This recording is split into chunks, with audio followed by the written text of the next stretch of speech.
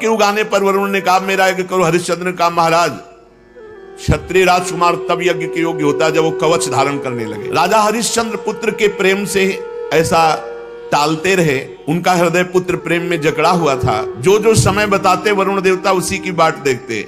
जब रोहित कुंवर को इस बात का पता चला कि पिताजी तो मेरा बलिदान करना चाहते हैं, तो अपने प्राणों की रक्षा के लिए हाथ में धनुष लेकर वन में चले गए। कुछ दिन के बाद उन्हें मालूम हुआ कि वरुण देवता ने रुष्ट होकर मेरे पिताजी पर आक्रमण किया है, जिसके कारण वे महोदर रोग से पीड़ित हो रहे। तब रोहित अपने नगर की ओर चल पड़ा, परंतु इंद्र ने आकर उसे रोक दिया। कहा बेटा रोहित, यज्ञ पशु बनकर मरने की अपेक्षा है पवित्र तीर्थ और क्षेत्रों का सेवन करते हुए पृथ्वी में विचरण करना। इंद्र की बात मानकर वो 1 वर्ष तक और वन में ही रहे। इस प्रकार दूसरे, तीसरे, चौथे और 5वें वर्ष जहां जाने का विचार करते तो इंद्र देवता कोई न कोई रूप रख कर आते और उसे रोक देते। 6 वर्ष तक रोहित वन में ही रहे। 7वें वर्ष जब वो अपने नगर को लौटने लगे तो उसने अजीगर्त से उनके मंझले पुत्र शुनासेप को मोल ले लिया और उसे यज्ञ पशु बनाने के लिए अपने पिता को सौंपकर उनके चरणों में नमस्कार किया। तब परम यशस्वी श्रेष्ठ चरित्र वाले राजा हरिश्चंद्र ने महोदर रोग से छूटकर पुरुषमेध यज्ञ के द्वारा वरुण आदि देवताओं का यजन किया। उस यज्ञ में विश्वामित्र जी होता हुए, परम संयमी जमदग्नि जी ने अध्वर्यु का काम किया, वशिष्ठ जी ब्रह्मा बने, अयास्य मुनि सामगान करने वाले उद्गाता बने। उस समय इंद्र ने प्रसन्न होकर हरिश्चंद्र को एक सोने का रथ दिया। आगे चलकर मैं शुनासेप का महात्मा वर्णन करूंगा। हरिश्चंद्र को अपनी पत्नी के साथ सत्य में दृढ़ता पूर्वक स्थित देकर विश्वामित्र जी बहुत प्रसन्न हुए। विश्वामित्र जी ने बड़ी कठोर परीक्षा ली हरिश्चंद्र। एक दिन महाराज हरिश्चंद्र जी अपने राज्य के वन में भ्रमण कर रहे थे तो आवाज आई कुछ स्त्रियों की, रक्षा करो रक्षा करो। महाराज हरिश्चंद्र ने विचार किया कि हमारे राज्य में कोई व्यभिचारी तो है नहीं जो ऐसा कर सके। उनके राज्य में कोई ऐसा नहीं था। बहुत कठोर शासन हरिश्चंद्र जी का। ये अयोध्या के चक्रवर्ती सम्राट थे, धर्मात्मा, प्रजापालक, दानवीर, भगवत भक्त और धर्मनिष्ठा का ऐसा प्रभाव कि इनके राज्य में कोई किसी माता बहन की तरफ गंदी दृष्टि से भी नहीं देख सकता था। इसीलिए उनके राज्य में किसी की अकाल मृत्यु नहीं होती, किसी को रोग नहीं होता। पूर्ववासियों में बड़ी धर्म की रुचि थी। तो जब एक दिन जंगल में शिकार खेलने गए तो वहां कुछ स्त्रियां पुकार रही थी और कह रही थी हमें बचाओ हमें बचाओ। राजा ने शिकार खेलना छोड़कर उनके समीप गए और कहा डरो मत, हमारे राज्य में ऐसा दुष्ट बुद्धि वाला तो कोई है ही नहीं जो इस अन्याय करके किसी स्त्री को ऐसे, डरो मत। तो शांत हो गई। पास में देखा विश्वामित्र जी खड़े थे और वो स्त्रियां और कोई नहीं थी, विद्याएं थी जो अपने तपोबल से समस्त विद्याओं को अधीन विश्वामित्र जी कर रहे थे। मूर्तिमती विद्या स्त्री होकर क्रंदन कर रही थी और विश्वामित्र जी उन्हें अधीन कर रहे थे। जब उन्होंने कहा ऐसा कोई दुष्ट बुद्धि वाला हमारे राज्य में है ही नहीं, कौन है जो तुम्हें सता रहा है? तो विश्वामित्र जी ने कहा सता तो हम रहे तो दुष्ट बुद्धि के हम हुए। और भारी क्रोध आ गया। जो ही क्रोध आया सो तप में क्रोध आना हानि का विषय, विद्याएं सब अंतर ध्यान हो गई। विश्वामित्र जी ने कहा इतना तप करने के बाद मैंने अपने क्रोध को संभाला था और विद्याओं को अधीन किया, तुमने मुक्त करा दिया, तुम बड़े दयालु हो। गुस्सा में कहा। हरिश्चंद्र जी ने हाथ जोड़कर विनय पूर्वक कहा मुनि, मैं राज्य धर्म का पालन कर रहा हूं। राजा का कर्तव्य है यदि कोई अनाथ, कोई शरणागत किसी भी तरह सताया जाता है तो उसकी रक्षा करना कर्तव्य है। अच्छा तो फिर मेरी भी रक्षा करो, मेरी इच्छा अनुसार दान करो। राजा ने कहा आदेश कीजिए। तो उन्होंने कहा इस समय तुम्हारे पास क्या है? घोड़ा, खजाने की चाबी, दो, दान ले लिया। और कहा दक्षिणा में हमें प्रचुर स्वर्ण चाहिए। कहा दिया, ठीक चलो दक्षिणा दो। तो उनका खजाने तो पहुंचे। बोले मिथ्यावादी, जब खजाने की चाबी तो खजाना तेरा कैसे? हाँ ये बात तो है। और घोड़ा दे दिया तो जहां तक घोड़े की टाप गई सारा राज्य मेरा। बहुत दानी बनता है, बहुत उदार बनता है, विद्याओं की रक्षा करेगा तू, अब दे। तो उनका महाराज चिंता मत करो, हमारे राज्य में तो हमको कोई खरीदेगा नहीं और वो राज्य अब आपका हो चुका है। इसलिए राजा ने विचार किया कि सभी शास्त्र पुराण कहते हैं काशीपुरी भगवान शंकर के त्रिशूल पर बसी है और उसके अधिपति देवादिदेव महादेव हैं। अतः वो परम दिव्यपुरी में चल करके अपने आप को बेचना चाहिए और जो बेचने से स्वर्ण मिले वो दक्षिणा में देना चाहिए। जो अभी चक्रवर्ती सम्राट थे विश्वामित्र जी ने नंगे पैर निकाला राज्य से और जाओ बिको और दक्षिणा दो। अब परम सुकुमारी रानी सेव्या, पुत्र रोहित काशी को चल पड़े। मार्ग में मुनि ने एक माया रची की। राजा रानी और रोहित तीनों को अत्यंत प्यास लगी। बहुत सुंदर जल की, मीठे जल की सृष्टि की। और आप बैठ गए ब्राह्मण के वेश में और कहा आओ पानी पी लो। बहुत आग्रह किया। राजा ने कहा मैंने मुनि को दान दिया है, दान की पूर्णता दक्षिणा से होती, जब तक दक्षिणा नहीं दे लूंगा पानी नहीं पीऊंगा। ऐसा कह के राजा आगे बढ़ गए। ब्राह्मण ने रानी और रोहित कुंवर से भी कहा कि जल पी लो। उन्होंने कहा नहीं, हम धर्मात्मा राजा की संतान हैं, हम उनकी पत्नी हैं, जब तक राजा अपनी दक्षिणा नहीं दे देते तब तक हम पानी नहीं पिएंगे।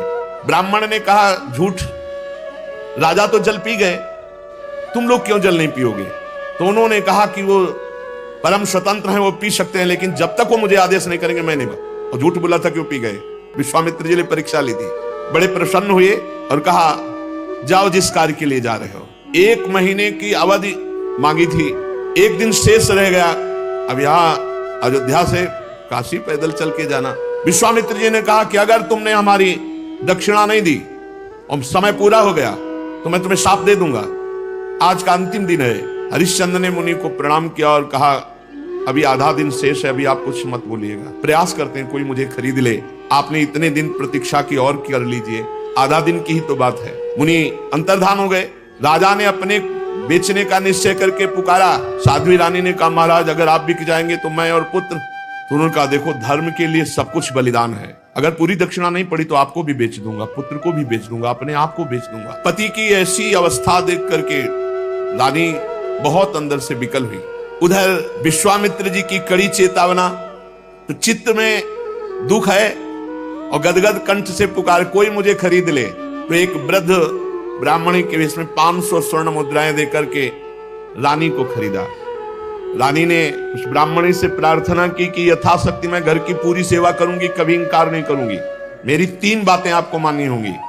मैं कभी किसी पुरुष से संभाषण नहीं करूंगी, एकांत में नहीं मिलूंगी, किसी का जूठा नहीं खाऊंगी और सेवा के अतिरिक्त मैं एकांतवास करूंगी, मेरे समीप कोई नहीं आना चाहिए।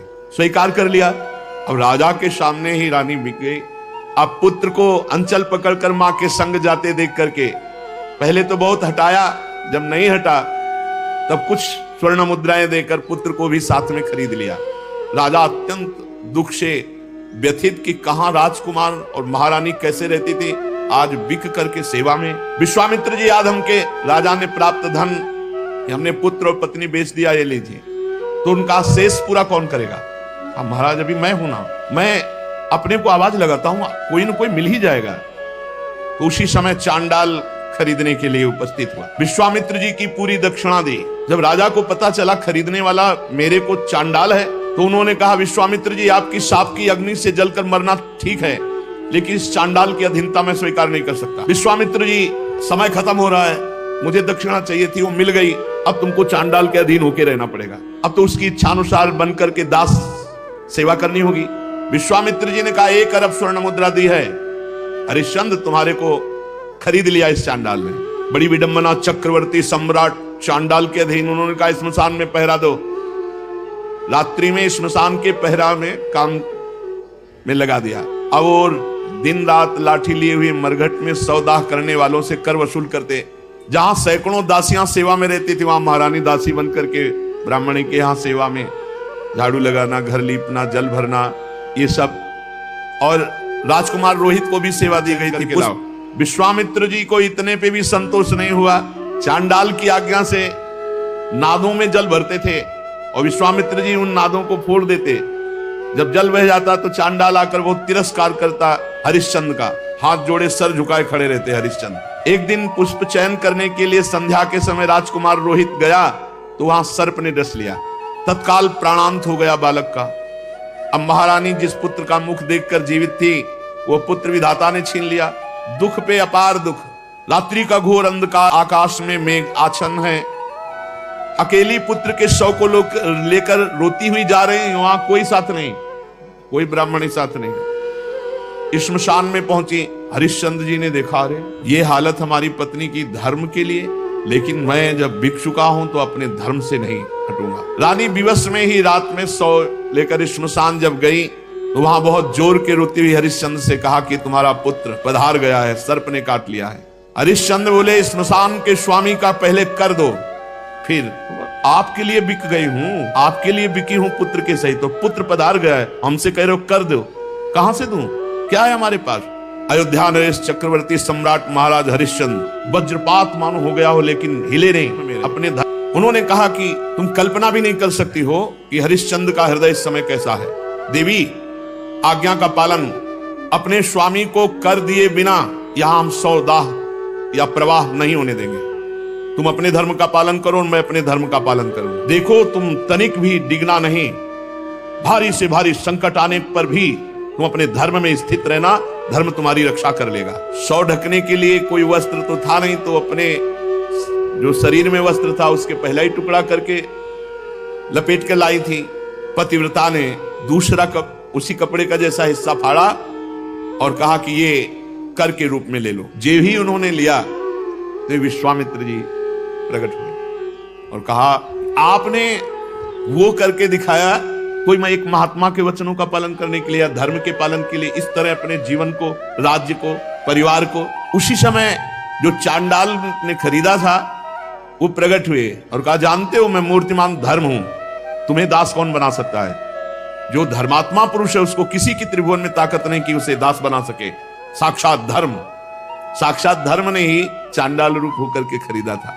साक्षात अंबा अन्नपूर्णा ने ही, जो ब्राह्मणी के वेश में थी, वो कुंवर को और रानी को खरीदा था। देवराज इंद्र ने अमृत की वर्षा की, रोहित कुंवर जीवित हो गए।